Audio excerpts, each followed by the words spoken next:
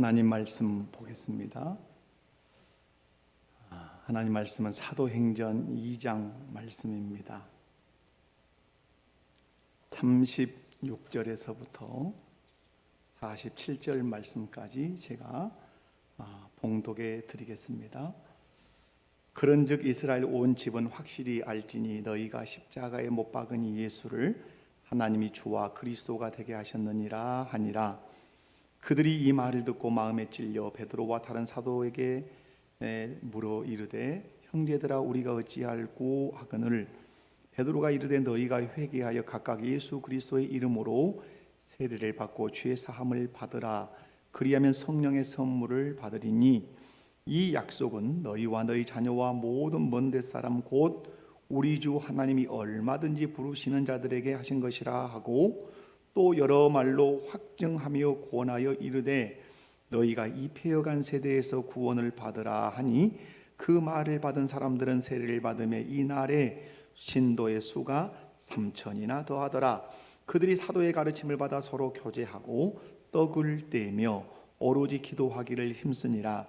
사람마다 두려워하는데 사도들로 말미암아 기사와 표적이 많이 나타나니 믿는 사람이 다 함께 있어 모든 물건을 서로 통용하고 또 재산과 소유를 팔아 각 사람의 필요를 따라 나눠주며 날마다 마음을 같이하여 성전에 모이기를 힘쓰고 집에서 떡을 떼며 기쁨과 순전한 마음으로 음식을 먹고 하나님을 찬미하며 또 온 백성에게 칭송을 받으니 주께서 구원받는 사람을 날마다 더하게 하시니라.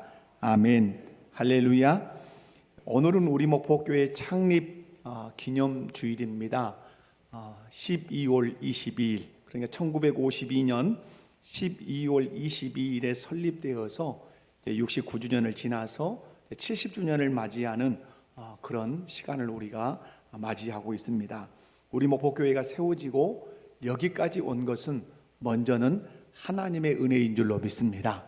그 하나님의 은혜를 따라서 또 지금까지 모든 사역자들과 또 성도들이 또 하나님의 은혜를 힘입어서 힘써 헌신하고 봉사한 결과 오늘의 교회로 서 있는 줄로 믿습니다. 오늘 이 자리에 있는 모든 또 성도들이 다짐합시다. 우리도 주님께 은혜를 입은 자로서 주의 몸된 교회를 아름답고 건강하게 세워가겠습니다. 그렇게 다짐하면서 또 이 시간을 보내시기 바라고요. 우리가 70주년을 맞이하면서 우리 교회는 어떤 교회가 되어야 하는지 깊이 또 생각도 하고 고민도 하는 그런 시간을 우리가 보내야 될 필요가 있습니다. 그런 의미에서 저는 본문 말씀을 중심으로 해서 이런 교회가 되게 하소서라는 제목으로 말씀을 증거하고자 합니다. 말씀을 살필 때 한 분도 빠짐없이 말씀을 통해서 은혜 받고 더더욱 우리 교회가 어떤 교회가 되어야 할지 마음에 담고 또 기도의 제목을 또 삼는 귀한 시간 되시기 바랍니다. 첫 번째는 하나님의 능력을 드러내는 교회가 되어야 합니다. 여러분이 교회를 위해서 기도할 때 또 여러분이 교회를 위해서 헌신할 때 하나님 우리 교회는 복음의 능력을 드러내는 교회가 되게 해 주십시오 라고 기도하셔야 합니다. 하나님께서 이 땅에 교회를 세우신 목적 중에 하나가 복음을 증거하고 복음의 능력을 드러내게 하기 위해서 교회를 세우셨습니다. 예수님께서 마태복음의 28장에 모든 민족을 제자 삼으라 라고 말씀도 하셨고 사도행전 1장 8절에서는 예루살렘과 온 유대와 사마리아와 땅끝까지 이르러 내 증인되라 하는 명령도 하셨습니다. 이 말씀은 우리 자신과 우리 교회에게 주신 사명으로서 복음을 증거하고 복음의 능력을 드러내라고 하는 중요한 사명이라는 사실을 기억하시면 좋겠습니다. 그렇다면 복음이 무엇이냐 하는 것이죠. 교회를 복음을 증거하고 복음의 능력을 드러내기 위해서 교회를 세웠다면 복음이 뭐냐? 여러분 복음이 무엇입니까? 여러분이 옆에 분들 한번 보시면서 복음은 이것입니다 라고 또렷하게 한번 말해 보실래요? 시작. 전혀 순종을 안 하시군요. 그래요. 복음은 복음을 알아야 여러분 복음을 전하실 거 아니에요? 그래야 능력이 드러나죠.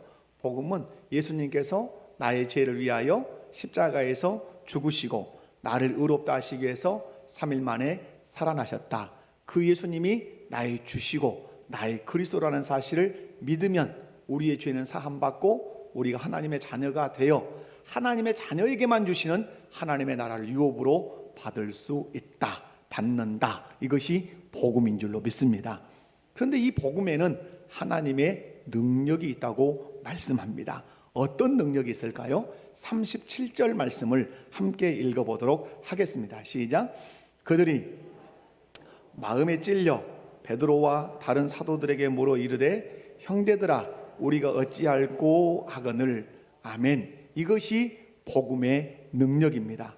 한 영혼을 거꾸로 때리는 것이에요. 누구 앞에? 예수님 앞에, 복음 앞에 거꾸로 때리는 것이에요. 복음은 죄인들의 마음을 찌르는 것입니다. 여러분, 말씀의 기능이 있죠. 하나님의 말씀은 살아있고 운동력이 있어 좌우의 어떤 날선 검보다 예리하여 혼과 영과 관절과 골수를 찔러 쪼개고 남음이 있다, 이렇게 말씀합니다. 복음이 곧 하나님의 말씀이기 때문에 그 복음을 증거하면 그 복음이 사람들의 심령을 훅 찌른다는 거예요. 찔렀는데 어떤 일이 일어났죠? 자기 자신이 멸망받아야 할 죄인 줄 깨닫고 회개하고 예수밖에 나를 구원할 분은 없다라는 이 사실을 나중에 깨닫게 되는 거죠. 여러분, 그래서 로마서 1장 16절에서는 이렇게 말씀합니다. 내가 복음을 부끄러워하지 아니하노니 이 복음은 모든 믿는 자에게 구원을 주시는 하나님의 능력이 됨이라. 유대인에게나 헬라인에게나. 여러분, 복음은 구원을 주시는 하나님의 능력이라는 사실을 여러분 믿으시기 바랍니다. 복음은 예수님을 믿는 자에게 구원을 주시는 하나님의 능력이에요. 그렇다면 복음의 능력이 언제 드러나냐 하는 거죠. 복음이 능력이 있다면, 복음이 한 사람 한 영혼을 예수 앞에 무릎을 꿇게 하는 능력이 있다면 이 복음의 능력은 언제 드러나는가? 언제 드러날까요? 복음의 능력은 저와 여러분이 담대하게 사람들 앞에서 입을 열어서 복음을 선포할 때, 복음을 전파할 때, 복음을 증거할 때 복음의 능력이 드러난다는 사실 여러분 꼭 믿으시기 바랍니다. 복음 안에는 죽은 영혼을 살릴 수 있는 놀라운 능력이 있습니다. 복음은 천하 만민, 오고 오는 모든 세대의 영혼을 다 살려내는 능력이 있습니다. 하지만 그 복음이 우리의 입을 통해서 선포되지 않고 우리의 마음 안에만 있다면, 우리의 생각 속에만 있다면 그 복음은 능력이 있다 할지라도 단 한 사람도 구원을 할 수가 없습니다. 그런데 오늘 본문을 보면 베드로는 이스라엘 백성들에게 그런즉 이스라엘 온 집은 확실히 알지니 너희가 십자가에 못 박은 이 예수를 하나님이 주와 그리스도가 되게 하셨느니라, 이렇게 복음을 선포했습니다. 너희가 십자가 예수를 못 박았지 않느냐? 그 예수를 하나님이 누구와 누가 되게 하셨다? 주와 그리스도가 되게 하셨다. 너희의 주인이 되게 하셨고 너희의 구주가 되게 하셨다. 이렇게 복음을 선포했어요. 이때 이 복음을 들은 사람들이 반응을 보였습니다. 37절 우리가 읽었는데요. 37절을 보면 어떤 반응을 보였죠? 너희가 십자가에 못 박은 예수를 주요 그리스도로 삼았다. 너희가 그 예수를 십자가에 못 박았다. 이렇게 선포할 때 그들이 마음에 큰 찔림을 받았어요. 이 찔림은 견딜 수 없는 찔림이었어요. 아, 이제 망했구나. 하나님이 주와 그리스도로 삼으신 그 예수를 우리가 못 박아 죽였구나. 망하게 되었구나. 망하게 되니까 이들이 외치는 외침은 하나밖에 없는 거죠. 그러면 우리가 어떻게 해야 살 수 있는가? 그리스도를 십자가에 못 박은 이 죄를 어떻게 해야 형제들아 우리의 용서를 받을 수 있는가? 그래서 외치죠. 형제들아 우리가 어찌할꼬 하면서 탄식을 지르죠. 이 말을 기다렸다는 듯이 베드로는 그들에게 외칩니다. 회개하십시오. 그리고 예수를 믿으십시오. 예수를 믿었다는 것을 세례를 받음으로 나타내십시오. 그러면 죄 사함을 받을 뿐만 아니라 성령의 선물을 당신들이 받을 것입니다. 이것은 누구에게나 주시는 하나님의 선물입니다. 이렇게 베드로가 외치죠. 베드로의 말을 들은 그들은 회개했습니다. 십자가에 우리가 예수를 못 박은 것을 회개했죠. 그리고 예수님을 주와 그리스도로 믿었죠. 믿었기 때문에 그들은 교회를 통해서 세례를 받게 됐죠. 그리고 그들이 예루살렘 교회의 성도가 되었다고 기록합니다. 그 성도의 수가 몇 명이었다고 오늘 기록하죠? 3,000명이었다고 기록을 하고 있습니다. 사랑하는 성도 여러분, 누가 한 생명을 예수 앞에 무릎을 꿇게 할 수 있습니까?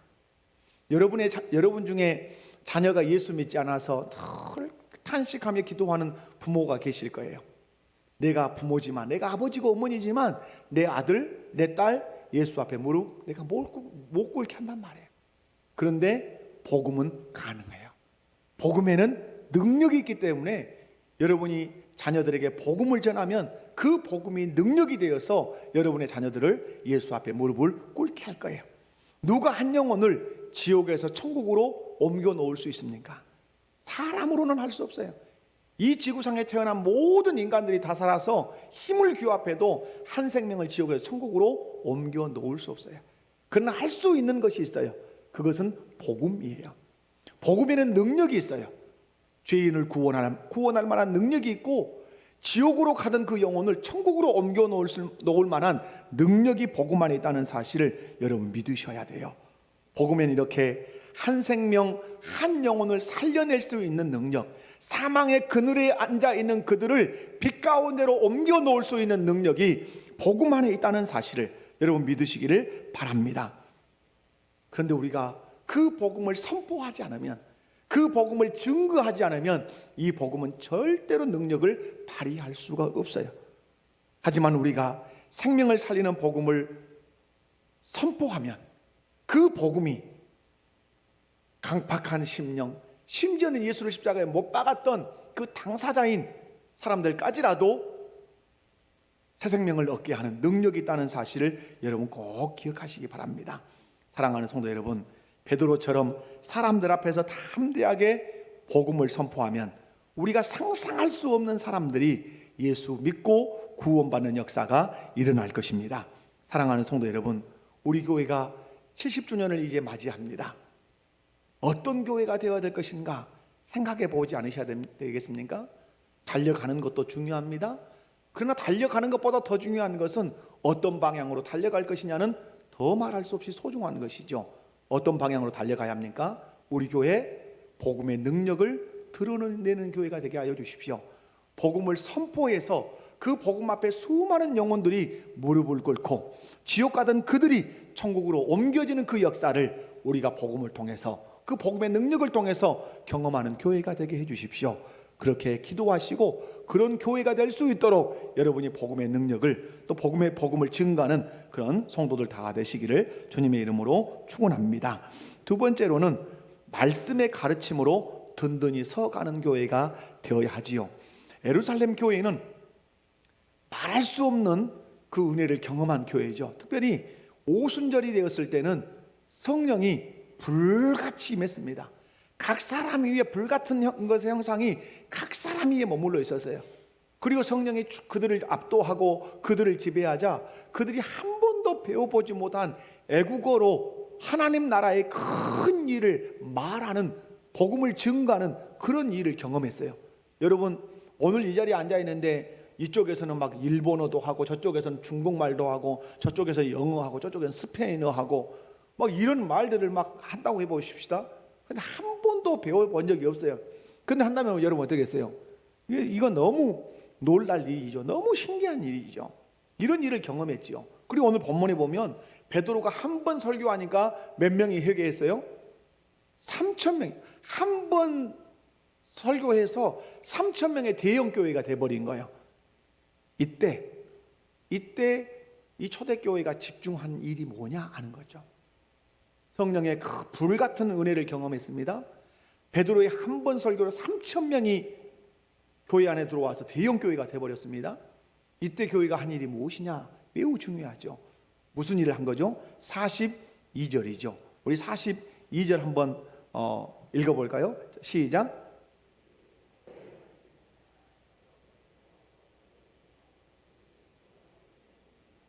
아멘. 여러분, 42절에서 가장 앞서 있는 문장이 뭐죠?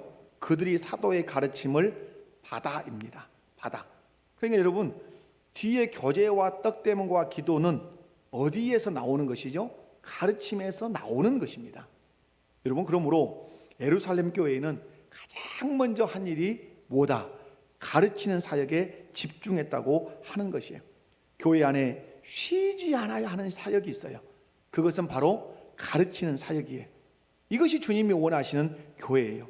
그러므로 교회에는 중요한 책임이 있겠죠. 어떤 책임이 있을까요? 가르쳐야 하는 책임이 있어요. 여러분, 교회의 구성을 얘기할 때 그 중에 하나가 뭐죠? 이 강단입니다. 강단. 강단이 반드시 있어야 돼요. 이 강단에서 하나님의 말씀이 선포되어야 교회인 것이죠. 사랑하는 성도 여러분, 그러므로 여러분이 신앙생활하면서 늘 마음에 새기셔야 되는 것이 있습니다. 뭘 새겨야 될까요? 배우면서 신앙생활 하겠다. 따라서 해봅시다. 배우면서 신앙생활 하겠습니다. 그 마음을 늘 가지셔야 돼요. 여러분, 좀 외람된 말씀입니다만은 교만한 사람이 누군 줄 아십니까? 교회 안에서 교만한 사람? 안 배운다고 하는 사람이에요. 나는 안 배울 거야. 이건 겸손이 아니라 교만입니다. 교만이에요. 배우셔야 돼요.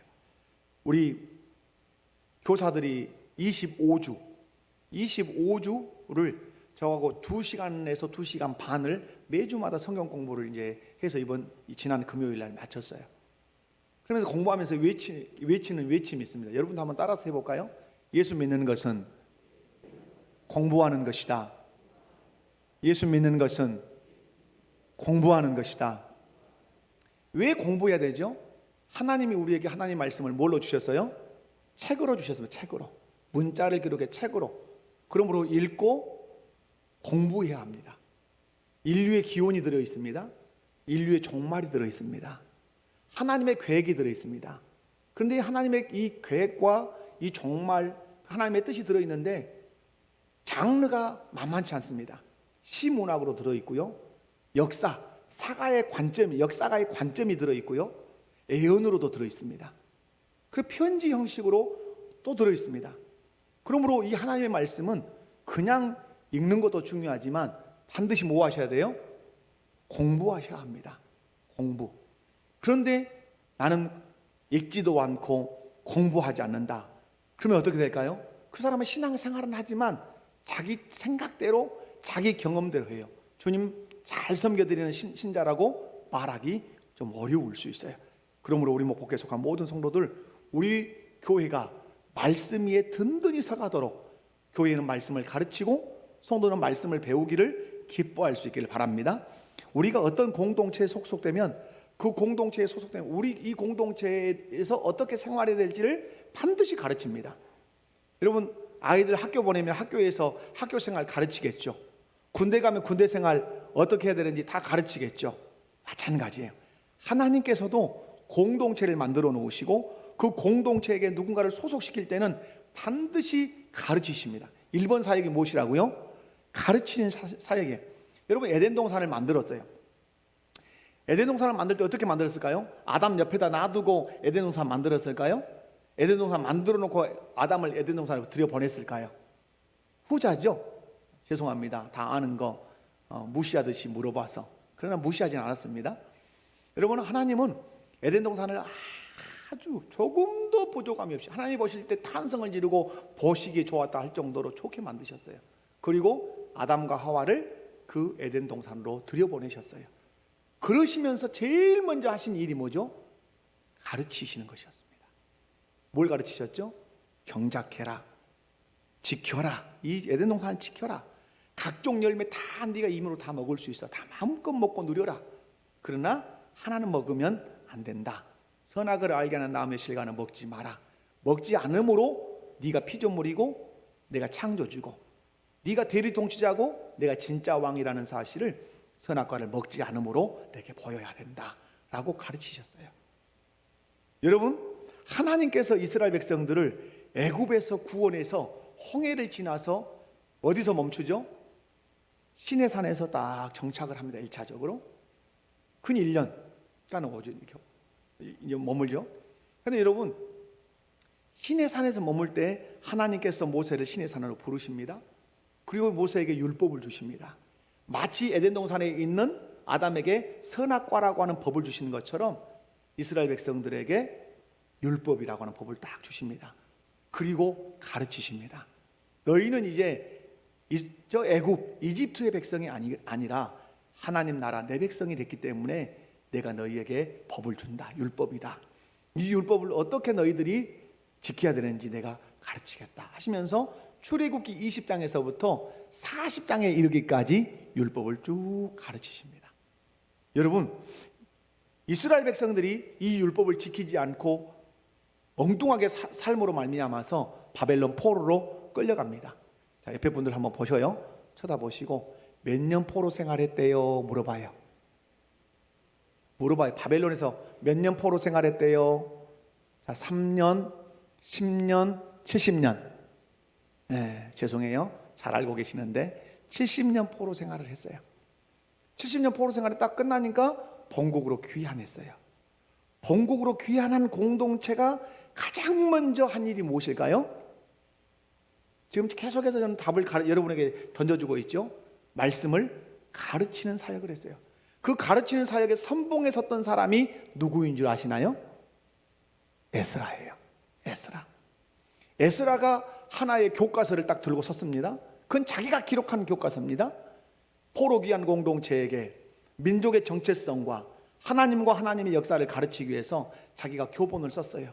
그 교본의 이름이 무엇인 줄 아십니까? 그 교본의 이름은 역대상하입니다. 역대상하. 누가 기록했어요? 에스라가 기록했어요. 뭐 하기 위해서? 포로 귀한 공동체를 말씀으로 잘 가르치기 위해서. 포로 귀한 공동체가 그러므로 가장 먼저 한 일이 무엇이었다? 말씀을 가르치는 일이었어요. 여러분, 그렇게 해서 역사가 흘러서 신구약 중간시대가 지나갑니다. 그리고 세례 요한이 나타나고 예수님이 메시아로 그리스도로 딱 나타나십니다. 예수님이 오셔서 가장 먼저 하신 일이 무엇일까요? 마태복음 5장입니다. 마태복음 5장을 보면 예수님께서 산에 올라가 앉으시니 제자들이 나온지라 입을 열어 가르쳐 이르시되. 제일 먼저 하신 일이 뭐라고요? 제자 공동체에게 산상수훈을 가르쳤습니다. 산상수훈이 무엇입니까? 제자들이 지켜야 할 하나님 나라의 법입니다. 이걸 가르쳤어요. 여러분, 이제 예수님의 사역이 끝나고 예수님은 승천하셨습니다. 부활하시고 승천하셨습니다. 그리고 성령이 강림하셨습니다. 그리고 예루살렘 교회가 탄생했습니다. 예루살렘 교회가 탄생해서 3,000명이라고 하는 대형 교회가 떡 탄생하고 말았습니다. 이때 제자들이 가장 먼저 한 일이 무엇입니까? 오늘 말씀 42절에 보면 사도들이 가르쳤습니다. 제가 왜 이 말씀을 지금 쭉 들려드리고 있죠?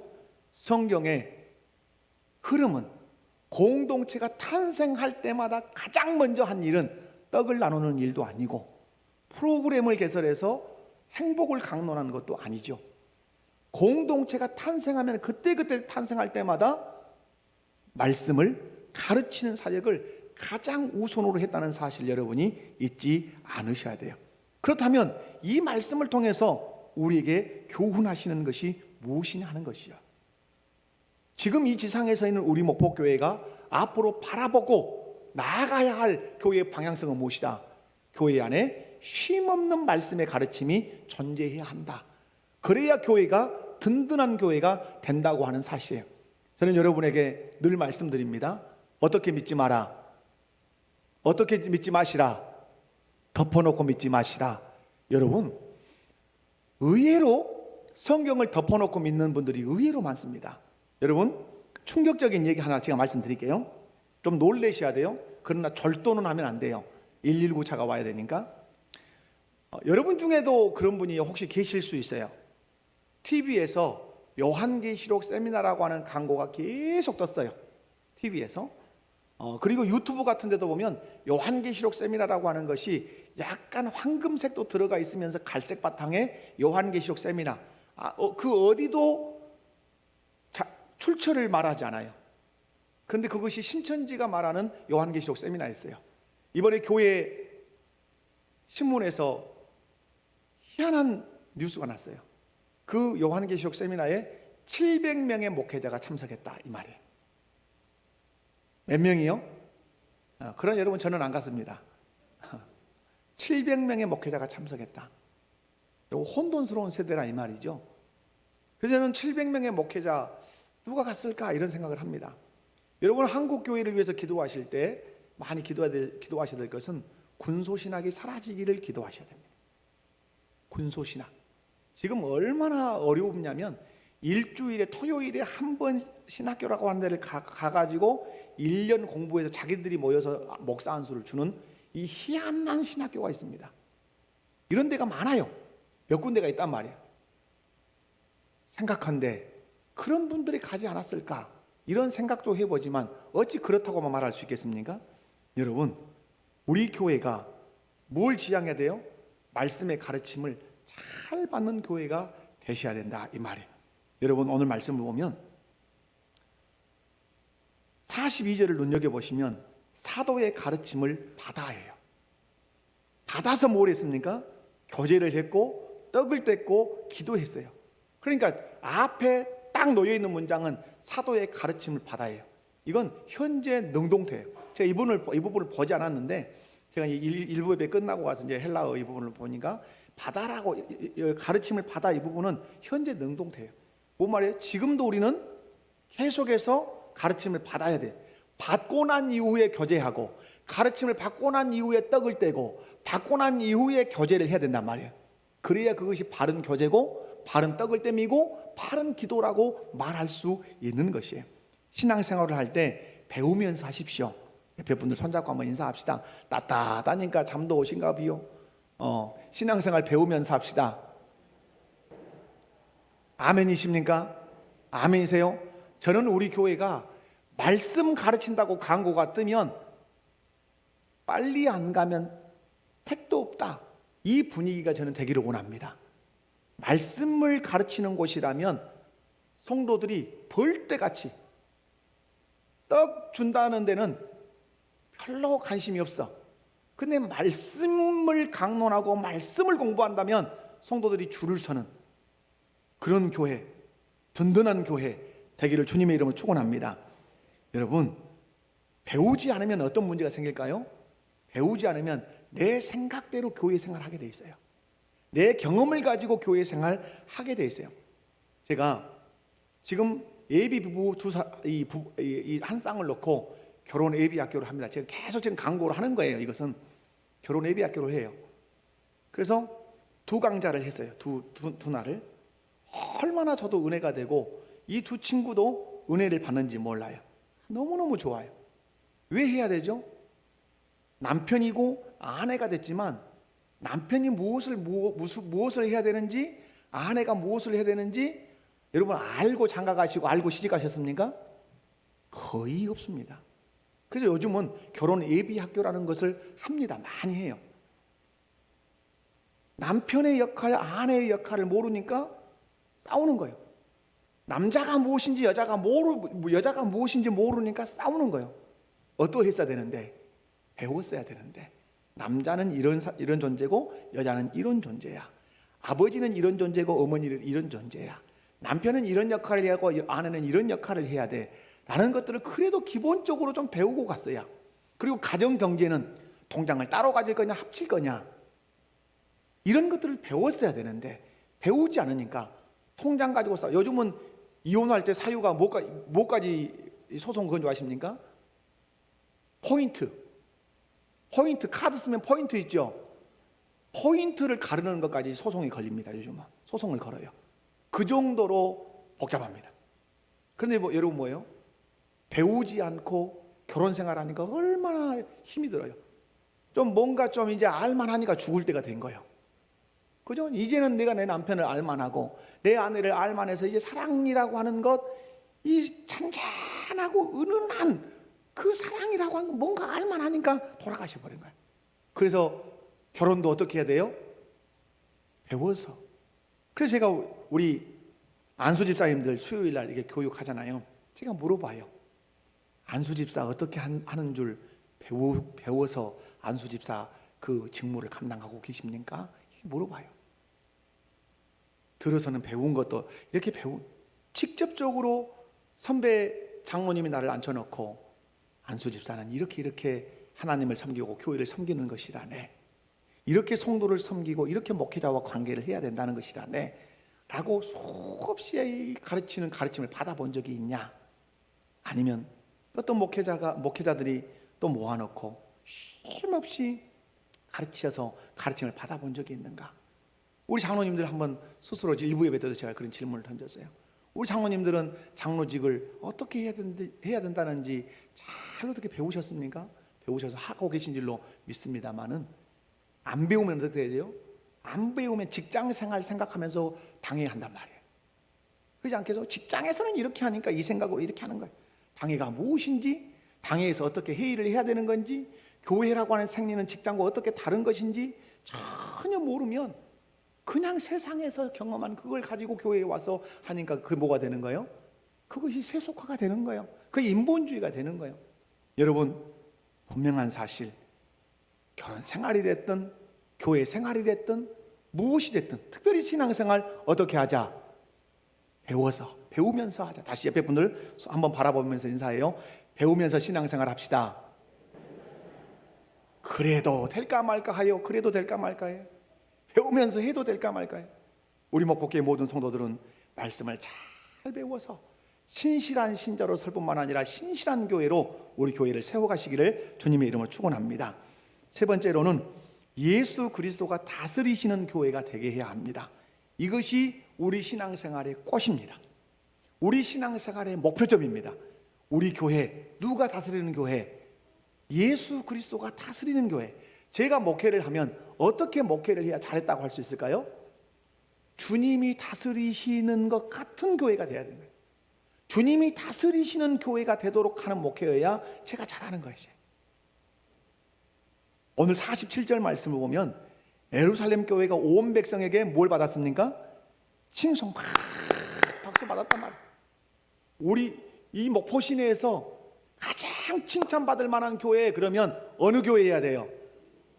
할렐루야. 목포에서 누군가가 객지에서 이사 와서 어느 교회가 좋은 교회랍니까? 그러면 어느 교회? 우리 목포교회. 예수를 안 믿는 사람도 우리 목포교회라고 하는 존재를 알아야 된단 말이에요. 그러기 위해서는 우리 교회가 무사람들로부터 칭송을 받아야 되는. 그러면 어떻게 칭송을 받아야 될까요? 왜 오늘 칭송받으라는 이 말씀을 여기에 기록했을까요? 우리 목포교회야, 주님이 오시는 그날까지 너희 교회는 어떤 교회가 되어라? 칭송받는 교회가 되어라. 그걸 도전할. 그러면 여러분, 어떻게 할 때 온 백성에게 칭송을 받는 교회가 될 수 있냔 말이에요. 뭐예요? 어떻게 해야 우리 교회가 무사람에게까지 칭찬을 받는 교회가 될 수 있을까요? 그것은 선명하게 고백하고 기억하는 것입니다. 우리 교회의 머리는 예수 그리스도십니다. 우리는 예수 그리스도를 바라보고 있고 그분의 말씀에 귀를 기울이고 있습니다. 그리고 그분이 말씀하시면 우리는 이 의를 달지 않고 아멘 하고 순종합니다. 그 교회, 주의 능력이 드러나는 교회, 주의 사랑이 나타나는 교회가 되어서 온 백성에게 칭송을 받을 거예요. 오늘 여러분 본문 36절에서 베드로 사도가 아주 강하게 메시지를 던집니다. 너희가 십자가에 못 박은 이 예수를 하나님이 누구와 되게 하셨다? 주와 그리스도가 되게 하셨다. 예수가, 십자가에 못 박은 예수가 너희의 주요 그리스도다. 이 말은 교회의 주요, 교회의 그리스도다 이 말이에요. 그러니까 아이고, 그러면 우리가 어떻게 해야 됩니까?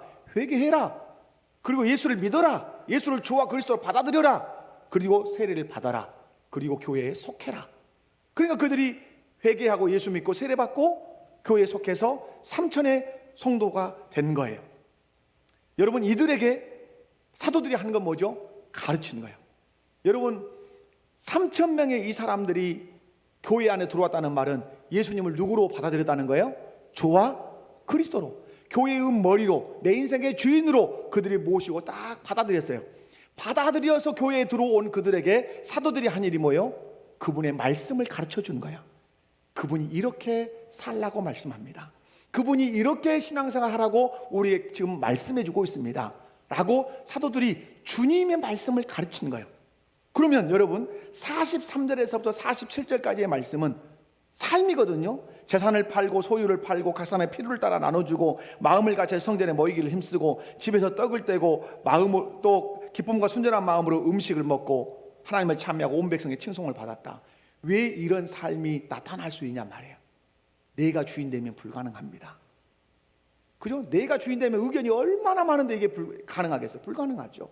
이 교회, 이 예루살렘 교회는 주인이 딱 한 분이셨습니다. 누구? 예수 그리스도.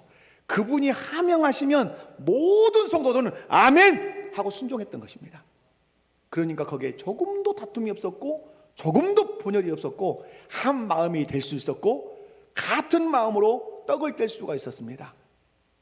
예수 그분이 우리의 주가 되시고 우리가 그분만 바라보고 그분의 말씀에만 아멘하면 우리에게는 이견이 있을 수 없다 이 말이에요.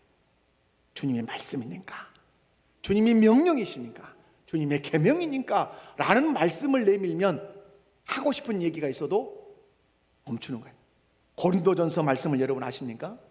바울 사도가 고린도 교회 가운데 던지는 말씀이죠. 너희의 생각, 너희의 이론, 너희의 경험 다 어디다가 복종시켜라? 그리스도께 복종시켜라.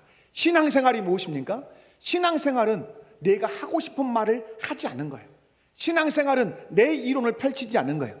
진정한 신앙생활은 내 생각과 내 이론을 그리스도께 복종시키고 그리스도께서 하시고 싶은 말을 하고 그리스도께서 하시고 싶은 행동을 하는 것이 신앙생활인 것이에요. 사랑하는 성도 여러분, 이제 우리 목포교회가 70년을 맞이해서 100년을 향해서 걸어갈 것이에요. 이 교회가 꽃을 피워야 되는 영역이 무엇입니까? 우리 교회의 머리는 예수 그리스도시다. 주님, 우리를 다스려 주십시오. 주님, 우리의 주인이 되셔서 왕이 되셔서 우리를 통치해 주십시오. 주님의 말씀이라면 우리가 아멘 하겠습니다. 그렇게 해서 살아내는 모습이 어떤 모습이라고요? 44절, 45절, 46절, 47절 말씀이에요. 실상은 여러분, 여기가 뭐예요? 여기가? 이 44절에서 47절이 어딜까요? 여기서 뭘 봐야 돼요, 여러분이?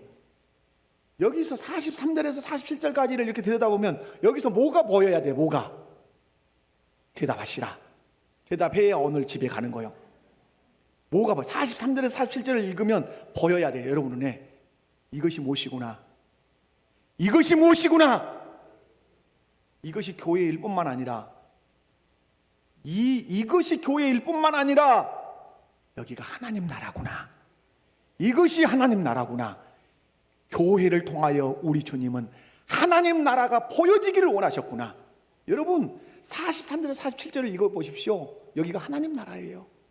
하나님 나라.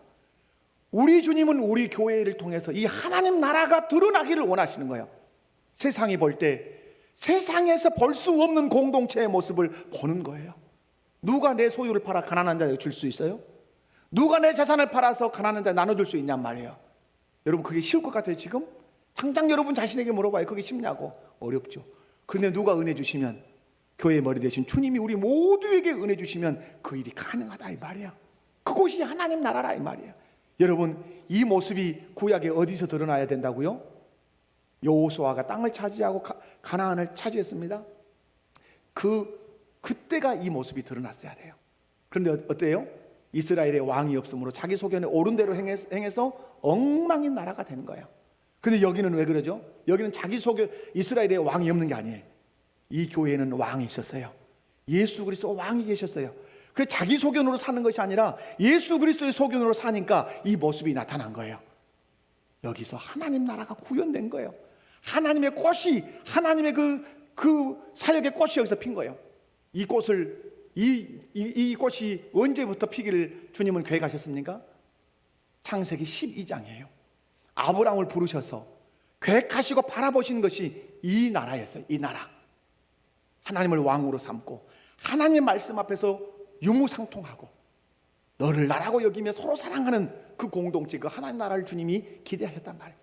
그런데 여호수아 시대 때, 사사 시대 때 이스라엘 역사에서는 실패하고 말았어요. 그런데 우리 주님 오셔서 말씀을 선포하시고 성령을 보내셔서 제자들을 삼으신 이 예루살렘 교회가 잠시 이 모습을 보인 거예요. 사랑하는 성도 여러분, 우리 교회가 어떤 교회가 돼야 돼요? 주님이 다스리셔서 어떤 모습을 드러내는, 하나님 나라의 모습을 드러내는 그런 교회가 꼭 되셔야 돼요.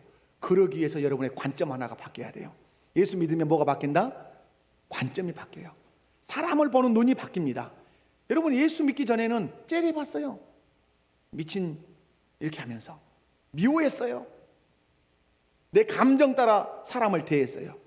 나한테 잘해준 사람은 잘해주지만 나한테 함부로 한 사람은 가감하게 선을 긋고 원수 취급했어요. 그러나 예수 믿으면 그렇게 하지 않아요. 원수라 할지라도 사랑합니다. 기도합니다. 나에게 잘해주지 않았어도 그를 위해서 기도합니다. 왜? 내 이웃을 내 몸과 같이 사랑하라고 하는 법이 내게 법이 됐기 때문에 그런 것이죠. 물질은 어떻습니까? 물질관도 바뀝니다. 과거에 나는 오직 나를 위해서만 물질을 모았습니다. 그런데 예수 믿으니까 물질이 그 나를 위해서만 존재하는 게 아니에요. 여러분, 누가복음 19장을 보면 삭개오가 나오죠. 이 사람은 자기 민족에다가 빨대를 꼽아놓고 돈을 빨아댄 사람이에요. 그래서 유대인 자기 민족은 세리들을 죄인 취급한 거예요. 개, 돼지 취급한 거예요. 나쁜 자식들이라고. 로마에 빌붙어서 우리 민족의 피를 빨아먹는 사람들이라고.